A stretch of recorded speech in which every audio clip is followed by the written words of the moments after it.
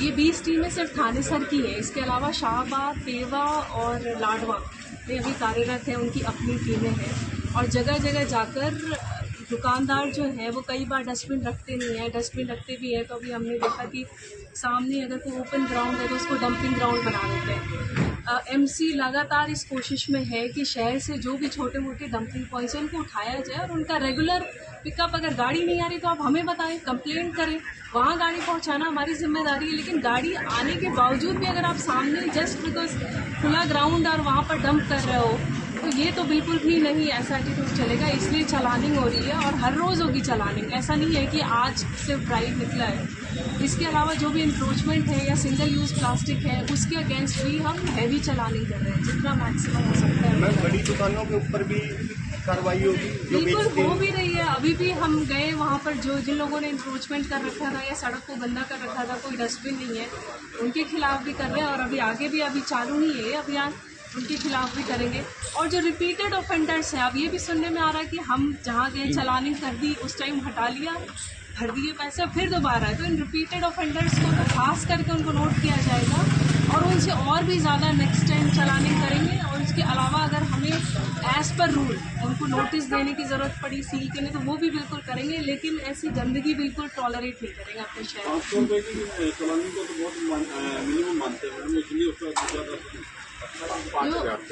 हमने आज 5-5 हज़ार भी किए हैं और जितना अगर हमें लगेगा कि प्लास्टिक को लेकर सैनिटेशन को लेकर जितनी सीरियसनेस जितनी गंभीरता हमें लगेगी वहाँ पर कचरा को देखते हुए उसके अकॉर्डिंगली हम करेंगे।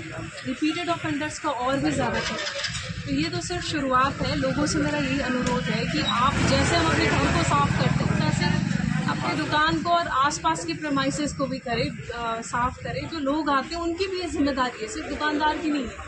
चाय तो हम पीते हैं, अभी आप देखो जहाँ हम खड़े हैं चाय का कप पी करके यहीं पर फेंक कर चले गए, तो ये हमारी भी इक्वली उतनी जिम्मेदारी है।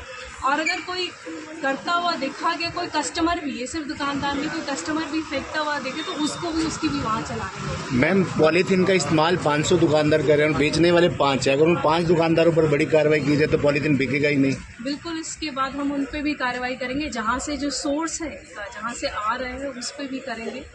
और सिंगल यूज़ प्लास्टिक का कम से कम काफ़ी सारे इनफैक्ट बीच में दुकानदार हमें मिले जो कि जिन्होंने बंद कर रखा है, प्लास्टिक के बदले कागज़ का यूज़ कर रखा है।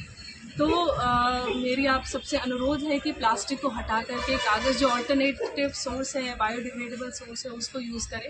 वरना ये चलानिंग तो अब आप मान के चलो कि एक रेगुलर फीचर रहेगा और भरना ही पड़ेगा जब तक लोग चेंज ना करें। मैम, जैसे पॉलीथीन और गंदगी को लेकर चलान किए गए हैं तो कल अतिक्रमण के खिलाफ भी चलाया जाएगा अभियान? अभी भी हम अतिक्रमण, आपने देखा होगा जो टायर सड़क पर रख रखे थे उनको भी किया हम।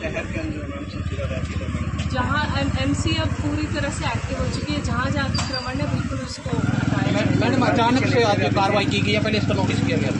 ये हमने थोड़ी बहुत प्लानिंग अपनी तरफ से की थी। अगर हम इसको पहले ही जाए करते पब्लिक हो जाता तो फिर लोग उस टाइम के लिए हटा लेते हैं। तो ये आज तो सरप्राइज ही है, लेकिन एक रेगुलर वे में अब हम डेली किया करेंगे। मैम, सरप्राइज 20 सालों से अभियान चला हुआ है लेकिन सफल नहीं हो रहा, कारण क्या है? देखिए, कारण ये है कि कुछ तो हम भी जिम्मेदार हैं। हम यहाँ से चलानी करके चले जाते हैं, लोग रात में अगर आकर के दोबारा फिर भी इसको अपना ना मानते हुए यहाँ चाय की इतना पैकेट थैली फेंक कर जाते हैं तो वो एमसीबी लिमिटेड है।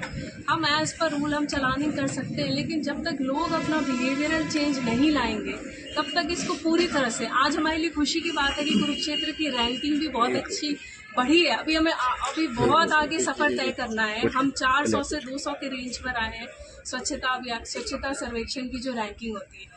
लेकिन हमारा भी सफ़र जो है बहुत बड़ा है, बहुत लंबा है। हमें आगे बहुत मेहनत करनी होगी, ना सिर्फ एमसी बल्कि लोग, मीडिया, सभी तरह के प्रशासन, सब इसमें एकजुट होकर कार्यरत होंगे तो ही इसको एक सफल बनाएंगे।